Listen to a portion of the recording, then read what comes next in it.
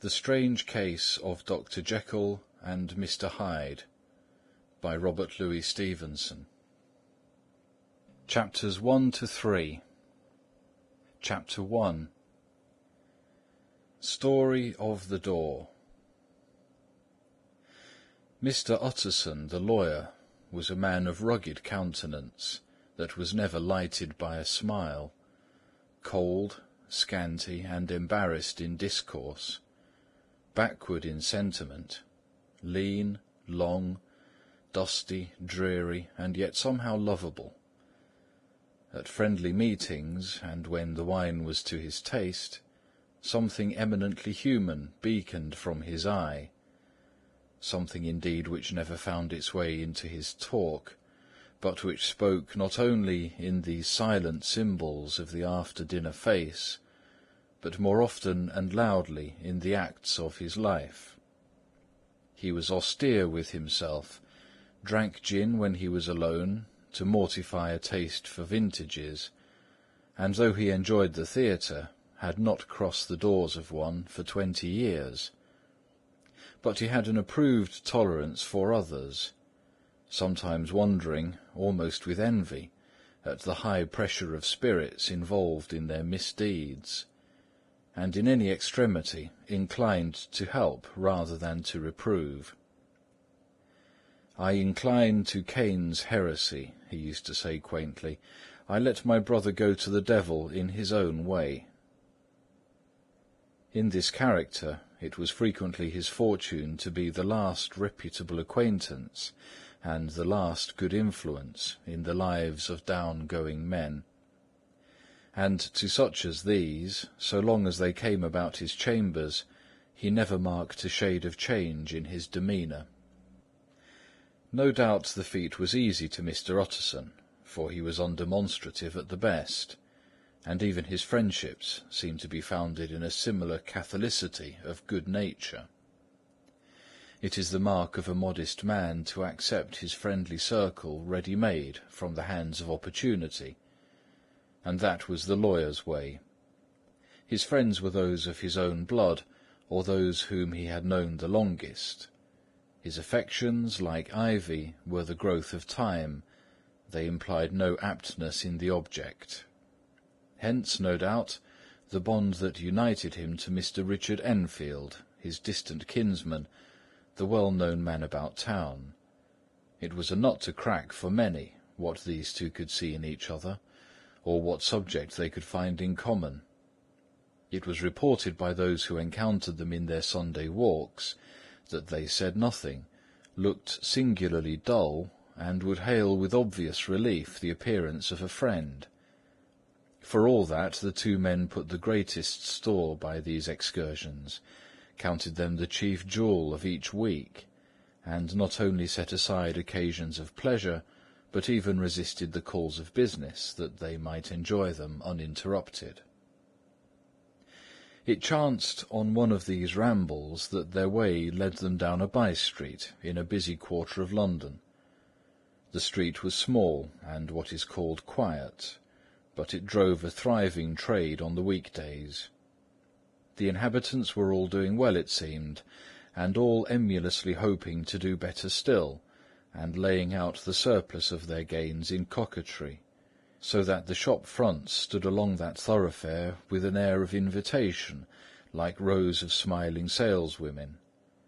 Even on Sunday, when it veiled its more florid charms and lay comparatively empty of passage, the street shone out in contrast to its dingy neighbourhood, like a fire in a forest.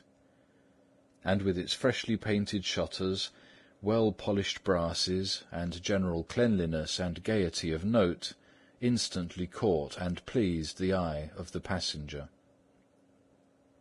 2 doors from one corner, on the left hand going east, the line was broken by the entry of a court, and just at that point a certain sinister block of building thrust forward its gable on the street.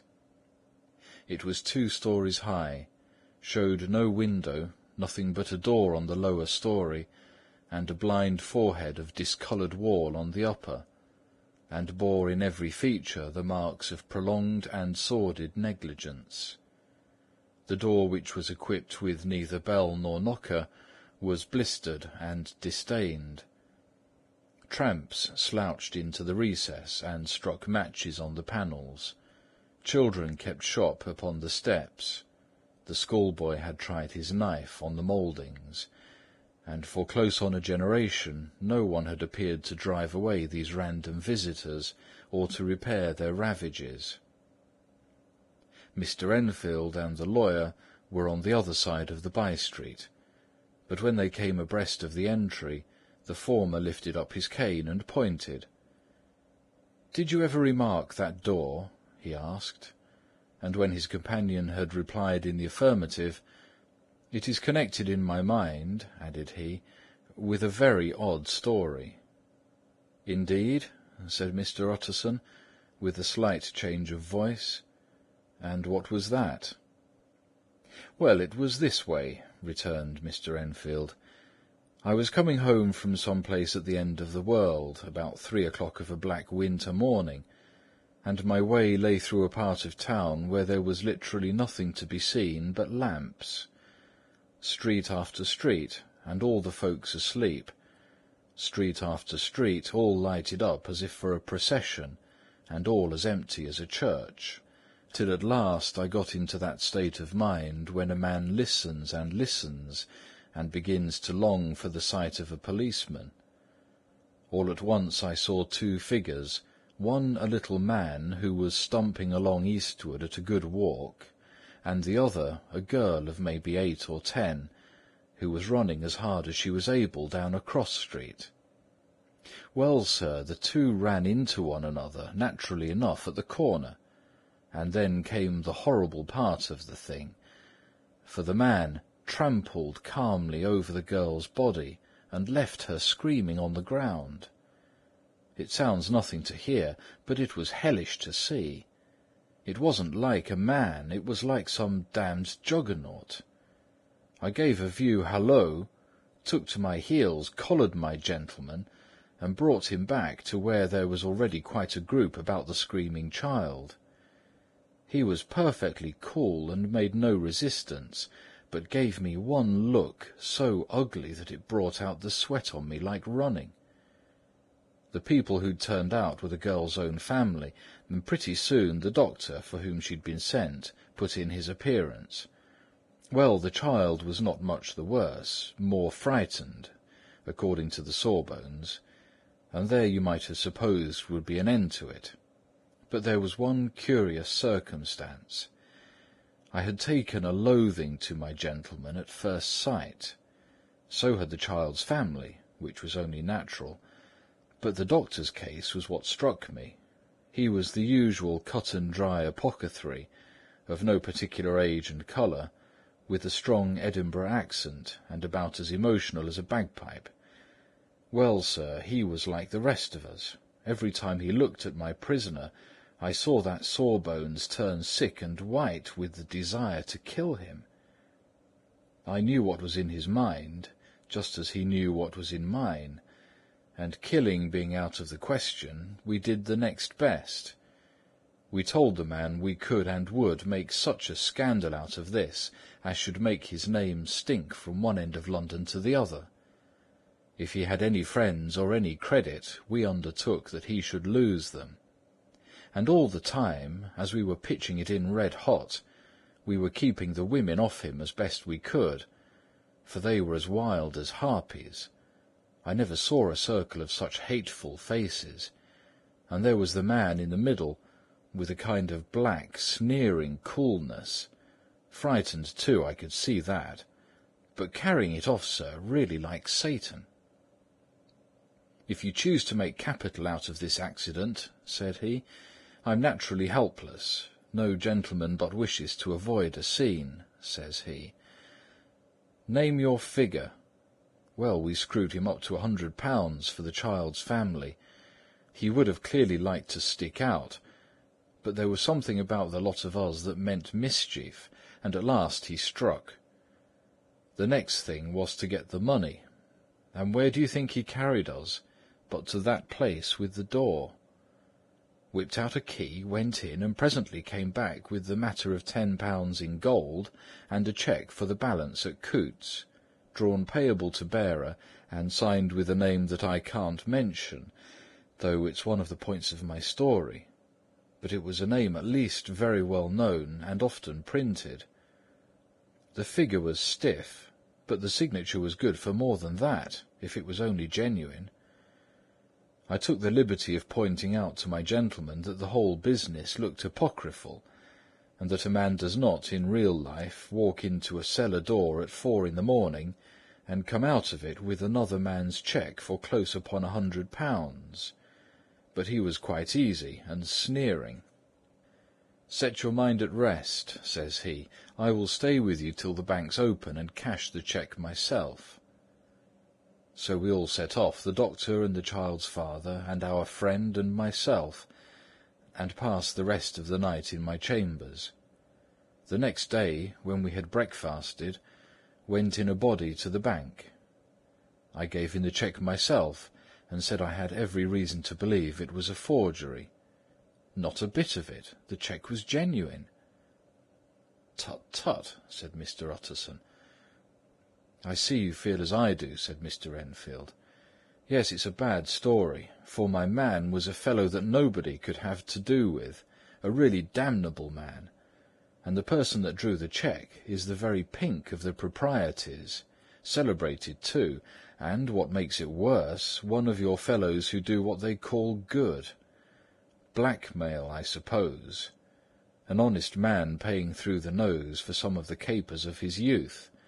Blackmail House is what I call that place with the door, in consequence. Though even that, you know, is far from explaining all," he added, and with the words fell into a vein of musing. From this he was recalled by Mr. Utterson asking rather suddenly, "And you don't know if the drawer of the cheque lives there?" "A likely place, isn't it?" returned Mr. Enfield. "But I happen to have noticed his address. He lives in some square or other." "And you never asked about the place with the door?" said Mr. Utterson. "No, sir, I had a delicacy," was the reply. "I feel very strongly about putting questions. It partakes too much of the style of the Day of Judgment. You start a question, and it's like starting a stone. You sit quietly on the top of a hill, and away the stone goes, starting others, and presently some bland old bird, the last you would have thought of, is knocked on the head in his own back garden, and the family have to change their name. No, sir, I make it a rule of mine, the more it looks like Queer Street, the less I ask." "A very good rule, too," said the lawyer. "But I have studied the place for myself," continued Mr. Enfield. "It seems scarcely a house. There is no other door, and nobody goes in or out of that one but, once in a great while, the gentleman of my adventure. There are 3 windows looking on the court on the first floor, none below. The windows are always shut, but they're clean. And then there is a chimney, which is generally smoking, so somebody must live there. And yet it's not so sure, for the buildings are so packed together about that court that it's hard to say where one ends and another begins." The pair walked on again for a while in silence, and then, "Enfield," said Mr. Utterson, "that's a good rule of yours." "Yes, I think it is," returned Enfield. "And for all of that," continued the lawyer, "there's one point I want to ask. I want to ask the name of that man who walked over the child." "Well," said Mr. Enfield, "I can't see what harm it would do. It was a man by the name of Hyde." Said Mr. Utterson. "What sort of a man is he to see?" "He's not easy to describe. There is something wrong with his appearance, something displeasing, something downright detestable. I never saw a man I so disliked. And yet I scarce know why. He must be deformed somewhere. He gives a strong feeling of deformity, although I can't specify the point. He's an extraordinary-looking man, and yet I really can name nothing out of the way. No, sir, I can make no hand of it. I can't describe him. and it's not for want of memory, for I declare I can see him this moment." Mr. Utterson again walked some way in silence, and obviously under a weight of consideration. "You are sure he used a key?" he inquired at last. "My dear sir," began Enfield, surprised out of himself. "Yes, I know," said Utterson. "I know it must seem strange. The fact is, if I do not ask you the name of the other party, it is because I know it already. You see, Richard, your tale has gone home. If you have been inexact in any point, you had better correct it." "I think you might have warned me," returned the other, with a touch of sullenness. "But I've been pedantically exact, as you call it. The fellow had a key, and what's more, he has it still. I saw him use it not a week ago." Mr. Utterson sighed deeply, but said never a word, and the young man presently resumed. "Here is another lesson to say nothing," said he. "I'm ashamed of my long tongue. Let us make a bargain never to refer to this again." "With all my heart," said the lawyer. "I shake hands on that, Richard." Chapter 2. Search for Mr. Hyde. That evening Mr. Utterson came home to his bachelor house in sombre spirits, and sat down to dinner without relish. It was his custom of a Sunday, when his meal was over, to sit close by the fire, a volume of some dry divinity on his reading desk, until the clock of the neighbouring church rang out the hour of 12, when he would go soberly and gratefully to bed. On this night, however, as soon as the cloth was taken away, he took up a candle and went into his business room. There he opened his safe, took from the most private part of it a document endorsed on the envelope as Dr. Jekyll's will, and sat down with a clouded brow to study its contents. The will was holograph, for Mr. Utterson, though he took charge of it now that it was made, had refused to lend the least assistance in the making of it.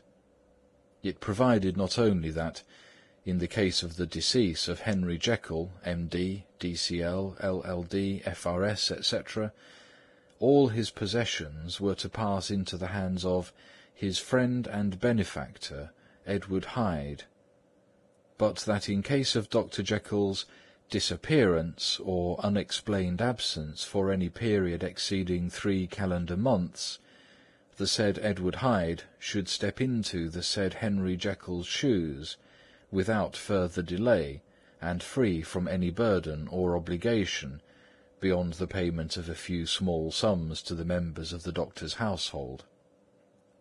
This document had long been the lawyer's eyesore. It offended him, both as a lawyer and as a lover of the sane and customary sides of life, to whom the fanciful was the immodest. And hitherto it was his ignorance of Mr. Hyde that had swelled his indignation. Now, by a sudden turn, it was his knowledge. It was already bad enough when the name was but a name of which he could learn no more. It was worse when it began to be clothed upon with detestable attributes, and out of the shifting, insubstantial mists that had so baffled his eye, there leapt up the sudden, definite presentiment of a fiend. "I thought it was madness," he said, as he replaced the obnoxious paper in the safe, "and now I begin to fear it is disgrace." With that he blew out his candle, put on a greatcoat, and set forth in the direction of Cavendish Square, that citadel of medicine, where his friend the great Dr. Lanyon had his house, and received his crowding patients. If anyone knows, it will be Lanyon, he had thought. The solemn butler knew and welcomed him. He was subjected to no stage of delay, but ushered direct from the door to the dining-room, where Dr. Lanyon sat alone over his wine. He was a hearty, healthy, dapper, red-faced gentleman, with a shock of hair prematurely white, and a boisterous and decided manner. At sight of Mr. Utterson he sprang up from his chair and welcomed him with both hands. The geniality, as was the way of the man, was somewhat theatrical to the eye, but it reposed on genuine feeling, for these two were old friends, old mates both at school and college, both thorough respecters of themselves and of each other, and, what does not always follow, men who thoroughly enjoyed each other's company. After a little rambling talk, the lawyer led up to the subject which so disagreeably preoccupied his mind. "I suppose, Lanyon," he said, "you and I must be the two oldest friends that Henry Jekyll has." "I wish the friends were younger," chuckled Dr. Lanyon, "but I suppose we are. And what of that? I see little of him now." "Indeed?" said Utterson. "I thought you had a bond of common interest." "We had," was the reply, "but it is more than 10 years since Henry Jekyll became too fanciful for me. He began to go wrong in the mind, and though of course I continue to take an interest in him, for old sake's sake, as they say, I see and have seen devilish little of the man. Such unscientific balderdash," added the doctor, flushing suddenly purple, "would have estranged Damon and Pythias." This little spirit of temper was somewhat of a relief to Mr. Utterson. They have only differed on some point of science, he thought, and being a man of no scientific passions, except in the matter of conveyancing, he even added, "It is nothing worse than that." He gave his friend a few seconds to recover his composure, and then approached the question he had come to put. "Did you ever come across a protégé of his, one Hyde?" he asked. "Hyde?" repeated Lanyon. "No, never heard of him. Since my time." That was the amount of information that the lawyer carried back with him to the great dark bed, on which he tossed to and fro, until the small hours of the morning began to grow large. It was a night of little ease to his toiling mind, toiling in mere darkness and besieged by questions. 6 o'clock struck on the bells of the church that was so conveniently near to Mr. Utterson's dwelling, and still he was digging at the problem. Hitherto it had touched him on the intellectual side alone, but now his imagination also was engaged, or rather enslaved, and as he lay and tossed in the gross darkness of the night and the curtained room, Mr. Enfield's tale went by before his mind in a scroll of lighted pictures. He would be aware of the great field of lamps of a nocturnal city, then of the figure of a man walking swiftly, then of a child running from the doctor's, and then these met, and that human juggernaut trod the child down, and passed on regardless of her screams. Or else he would see a room in a rich house where his friend lay asleep, dreaming and smiling at his dreams, and then the door of that room would be opened, the curtains of the bed plucked apart, the sleeper recalled, and lo, there would stand by his side a figure to whom power was given, and even at that dead hour he must rise and do its bidding. The figure in these two phases haunted the lawyer all night, and if at any time he dozed over, it was but to see it glide more stealthily through sleeping houses, or move the more swiftly and still the more swiftly, even to dizziness, through wider labyrinths of lamp-lighted city, and at every street corner crush a child and leave her screaming. And still the figure had no face by which he might know it. Even in his dreams it had no face, or one that baffled him and melted before his eyes. And thus it was that there sprang up and grew apace in the lawyer's mind a singularly strong, almost an inordinate curiosity to behold the features of the real Mr. Hyde. If he could but once set his eyes on him, he thought the mystery would lighten and perhaps roll away altogether, as was the habit of mysterious things when well examined.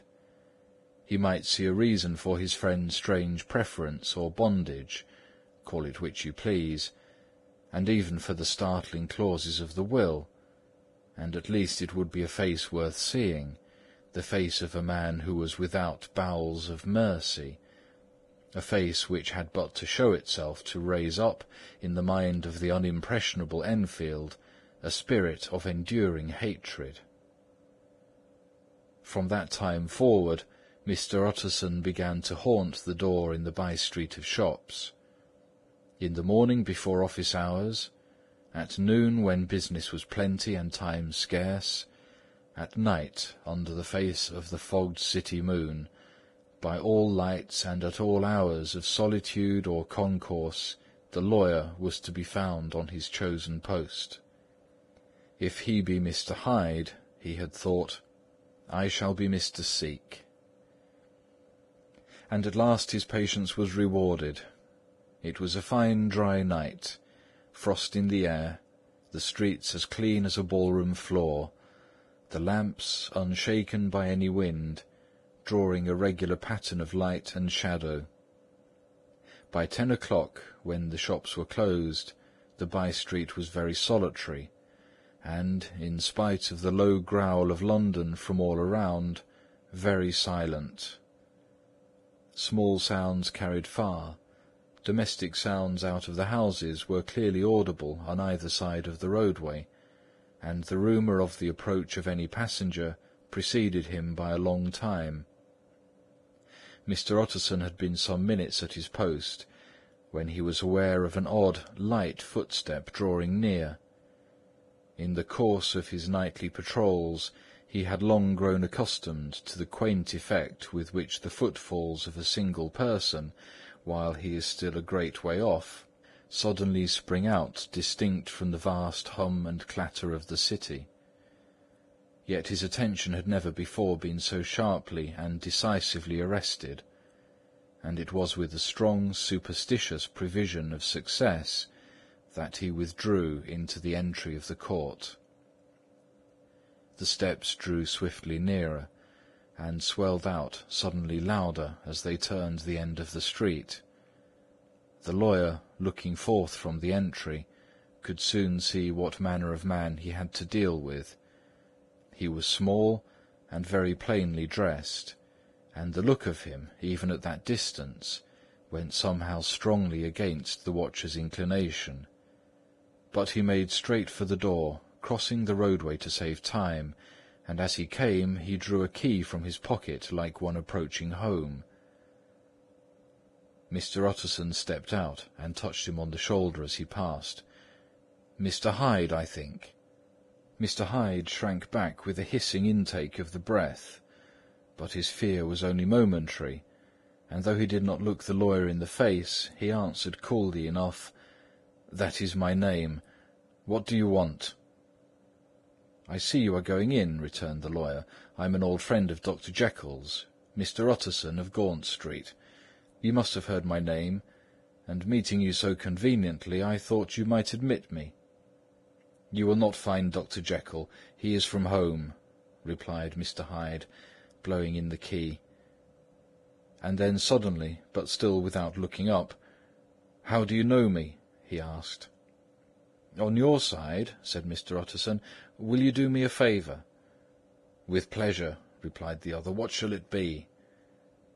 "Will you let me see your face?" said the lawyer. Mr. Hyde appeared to hesitate, and then, as if upon some sudden reflection, fronted about with an air of defiance, and the pair stared at each other pretty fixedly for a few seconds. "Now I shall know you again," said Mr. Utterson.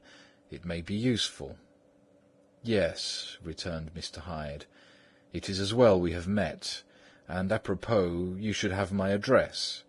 And he gave a number of a street in Soho. "Good God!" thought Mr. Utterson, "can he too have been thinking of the will?" But he kept his feelings to himself, and only grunted in acknowledgment of the address. "And now," said the other, "how do you know me?" "By description," was the reply. "Whose description?" "We have common friends," said Mr. Utterson. "Common friends," uttered Mr. Hyde a little hoarsely. "Who are they?" Jekyll, for instance," said the lawyer. "He never told you!" cried Mr. Hyde, with a flush of anger. "I did not think you would have lied." "Come," said Mr. Utterson, "that is not fitting language." The other snarled aloud with a savage laugh, and the next moment, with extraordinary quickness, he had unlocked the door and disappeared into the house. The lawyer stood a while when Mr. Hyde had left him, the picture of disquietude. Then he began slowly to mount the street, pausing every step or two, and putting his hand to his brow like a man in mental perplexity. The problem he was thus debating as he walked was one of a class that is rarely solved. Mr. Hyde was pale and dwarfish. He gave an impression of deformity without any nameable malformation. He had a displeasing smile. He had borne himself to the lawyer with a sort of murderous mixture of timidity and boldness, and he spoke with a husky, whispering, and somewhat broken voice. All these were points against him, but not all of these together could explain the hitherto unknown disgust, loathing, and fear with which Mr. Utterson regarded him. "There must be something else," said the perplexed gentleman. "There is something more, if I could find a name for it. God bless me, the man seems hardly human. Something troglodytic, shall we say? Or can it be the old story of Dr. Fell? Or is it the mere radiance of a foul soul that thus transpires through and transfigures its clay continent? The last, I think. For, oh, my poor old Harry Jekyll, if ever I read Satan's signature upon a face, it is on that of your new friend." Round the corner from the by-street there was a square of ancient, handsome houses, now for the most part decayed from their high estate, and let in flats and chambers to all sorts and conditions of men: map-engravers, architects, shady lawyers, and the agents of obscure enterprises. One house, however, second from the corner, was still occupied entire, and at the door of this, which wore a great air of wealth and comfort, though it was now plunged in darkness except for the fanlight, Mr. Utterson stopped and knocked. A well-dressed elderly servant opened the door. "Is Dr. Jekyll at home, Paul?" asked the lawyer. "I will see, Mr. Utterson," said Paul, admitting the visitor as he spoke into a large, low-roofed, comfortable hall, paved with flags, warmed, after the fashion of a country house, by a bright open fire, and furnished with costly cabinets of oak. "Will you wait here by the fire, sir, or shall I give you a light in the dining-room?" "Here, thank you," said the lawyer, and he drew near and leaned on the tall fender. This hall, in which he was now left alone, was a pet fancy of his friend the doctor's, and Utterson himself was wont to speak of it as the pleasantest room in London. But tonight there was a shudder in his blood. The face of Hyde sat heavy in his memory. He felt, what was rare with him, a nausea and distaste of life, and in the gloom of his spirits he seemed to read a menace in the flickering of the firelight on the polished cabinets, and the uneasy starting of the shadow on the roof. He was ashamed of his relief when Paul presently returned to announce that Dr. Jekyll was gone out. "I saw Mr. Hyde go in by the old dissecting-room door, Paul," he said. "Is that right, when Dr. Jekyll is from home?" "Quite right, Mr. Utterson, sir," replied the servant. "Mr. Hyde has a key." "Your master seems to repose a great deal of trust in that young man, Paul," resumed the other musingly. "Yes, sir, he do indeed," said Paul. "We all have orders to obey him." "I do not think I ever met Mr. Hyde," asked Utterson. "Oh dear no, sir, he never dines here," replied the butler. "Indeed, we see very little of him on this side of the house. He mostly comes and goes by the laboratory." "Well, good night, Paul. Good night, Mr. Utterson." And the lawyer set out homeward with a very heavy heart, Poor Harry Jekyll, he thought. My mind misgives me he is in deep waters. He was wild when he was young, a long while ago to be sure, but in the law of God there is no statute of limitations.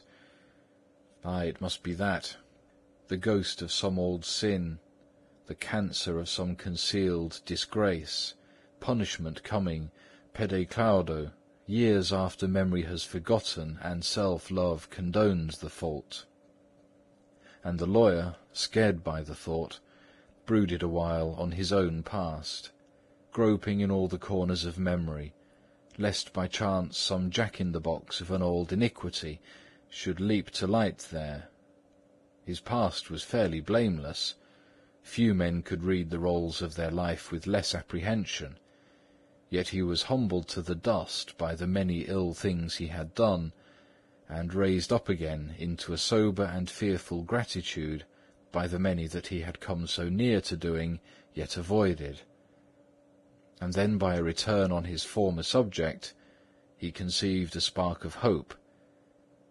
This Mr. Hyde, if he were studied, thought he, must have secrets of his own, black secrets by the look of him, secrets compared to which poor Jekyll's worst would be like sunshine. Things cannot continue as they are. It turns me cold to think of this creature stealing like a thief to Harry's bedside. Poor Harry, what awakening! And the danger of it. For if this Hyde suspects the existence of the will, he may grow impatient to inherit. Aye, I must put my shoulder to the wheel, if Jekyll will but let me, he added. If Jekyll will only let me. For once more he saw before his mind's eye, as clear as a transparency, the strange clauses of the will. Chapter 3. Dr. Jekyll was quite at ease. A fortnight later, by excellent good fortune, the doctor gave one of his pleasant dinners to some 5 or 6 old cronies, all intelligent, reputable men, and all judges of good wine, and Mr. Utterson so contrived that he remained behind after the others had departed. This was no new arrangement, but a thing that had befallen many scores of times. Where Utterson was liked, he was liked well. Hosts loved to detail the dry lawyer, when the light-hearted and the loose-tongued had already their foot on the threshold. They liked to sit a while in his unobtrusive company, practising for solitude, sobering their minds in the man's rich silence after the expense and strain of gaiety. To this rule Dr. Jekyll was no exception, and as he now sat on the opposite side of the fire, a large, well-made, smooth-faced man of 50, with something of a slyish cast perhaps, but every mark of capacity and kindness, you could see by his looks that he cherished Mr. Utterson a sincere and warm affection. "I've been wanting to speak to you, Jekyll," began the latter. "You know that will of yours?" A close observer might have gathered that the topic was distasteful, but the doctor carried it off gaily. "My poor Utterson," he said, "you are unfortunate in such a client. I never saw a man so distressed as you were by my will, unless it were that hide-bound pedant Lanyon at what he called my scientific heresies. Oh, I know he's a good fellow, you needn't frown, an excellent fellow, and I always mean to see more of him. But a hide-bound pedant for all that, an ignorant, blatant pedant. I was never more disappointed in any man than Lanyon." "You know I never approved of it," pursued Utterson, ruthlessly disregarding the fresh topic. "My will? Yes, certainly, I know that," said the doctor, a trifle sharply. "You told me so." "Well, I tell you so again," continued the lawyer. "I have been learning something of young Hyde." The large, handsome face of Dr. Jekyll grew pale to the very lips, and there came a blackness about his eyes. "I do not care to hear more," said he. "This is a matter I thought we had agreed to stop." "What I heard was abominable," said Utterson. "It can make no change. You do not understand my position," returned the doctor, with a certain incoherency of manner. "I'm painfully situated, Utterson. My position is a very strange one. It is one of those affairs that cannot be mended by talking." "Jekyll," said Utterson, "you know me. I'm a man to be trusted. Make a clean breast of this in confidence, and I make no doubt I can get you out of it." "My good Utterson," said the doctor, "this is very good of you. This is downright good of you, and I cannot find words to thank you in. I believe you fully. I would trust you before any man alive, aye, before myself, if I could make the choice. But indeed it isn't what you fancy. It is not so bad as that, and just to put your good heart at rest, I will tell you one thing. The moment I choose, I can be rid of Mr. Hyde. I give you my hand upon that, and I thank you again and again. And I will just add one little word, Utterson, that I'm sure you'll take in good part. This is a private matter, and I beg of you to let it sleep." Utterson reflected a little, looking in the fire. "I have no doubt you are perfectly right," he said at last, getting to his feet. "Well, but since we have touched upon the business, and for the last time, I hope," continued the doctor, "there is one point I should like you to understand. I have really a very great interest in poor Hyde. I know you have seen him. He told me so, and I fear he was rude. But I do sincerely take a very great interest in that young man. And if I am taken away, Utterson, I wish you to promise me that you will bear with him and get his rights for him. I think you would, if you knew all, and it would be a weight off my mind if you would promise." "I can't promise that I shall ever like him," said the lawyer. "I don't ask that," pleaded Jekyll, laying his hand upon the other's arm. "I ask only for justice. I only ask you to help him for my sake, when I am no longer here." Utterson heaved an irrepressible sigh. "Well," he said, "I promise." The end of chapter 3.